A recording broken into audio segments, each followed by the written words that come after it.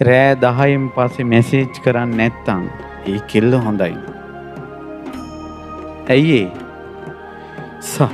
සමහර කොල්ලන්ට මේ කෙල්ලෝ මැසේජ් කරනවා පාන්දර 1 2ට.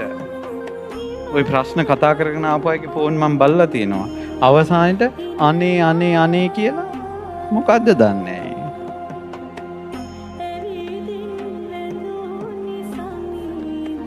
ඒතකොට මොකද වෙන්නේ දන්නවද? විවාහ වුණාට පස්සේ ඔය නිදි මරණ එක පුරුද්දට යනවා. කොල්ල වැඩ කළා මහන්සියට ඇවිල්ලා බුදිය ගන්නවා. කෙල්ලට නිින්ද යන්නේ. ෆෝන් එක ඔබ ඉඳලා අන්න වෙන මිනිහලත් එක පැටලෙන තැන.